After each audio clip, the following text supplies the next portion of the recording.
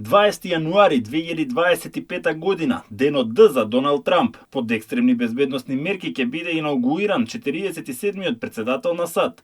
Настанот е закажан за 18 часот по македонско време. Со 78 години и 7 месеци Трамп ќе биде најстариот инаугуриран председател на САД.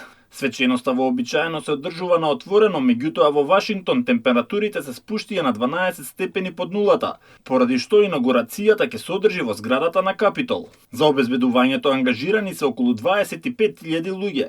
Поранешниот таен агент на безбедносните служби Боби Макдоналд за Fox News вели дека се прави се за да се гарантира безбедноста на сите инволвирани. The eyes of the world obviously were going to be on the Secret Service today and have been since July to make sure that they're dotting all their I's and crossing all their T's. I think they're going to have a new director shortly and get them pointed in a direction, hopefully that will keep them in a positive light and continuing to do the good work that they do every day.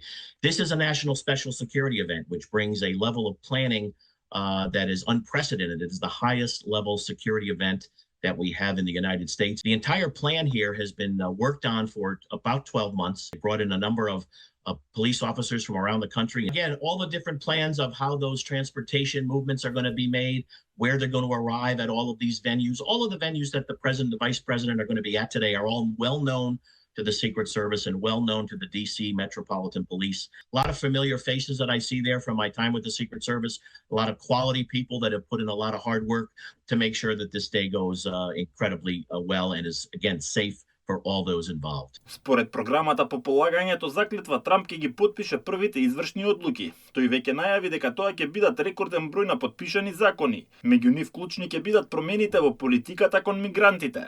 Трамп најавува прилично остра мигрантска политика, на вчерашниот митинг рече дека конечно ќе запре инвазијата врз Америка. Промени се очекуваат и во односот на САД кон војната во Украина, како и кон политиките кои третираат родово сензитивни прашања. Возбуден сум што се вратив со толку многу пријатели, поддржувачи и вистински американски патриоти. Утре напладне се затвора завесата на 4 долги години американски пат и започнавме сосема нов ден на американската сила и просперитет, достоинство и гордост.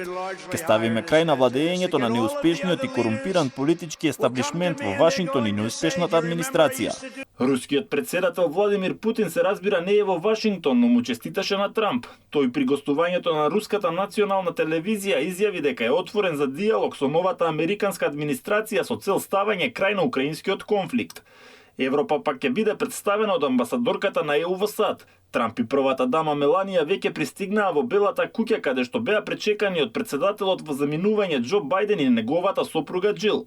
Поранешниот председател во последните часови од својот мандат издаде помилување за докторот Ентони Фаучи и пензионираниот генерал Марк Мили. Ова е 60-та председателска инаугурација во САД и втора на Трамп како председател. На подпредседателската функција ќе биде назначен J.D. Венс. На настанот се очекуваат меѓу 300 и 500.000 луѓе, а најавен е и настапот на поп звездата Кери Андервуд, која ќе ја испее песната Прекрасна Америка.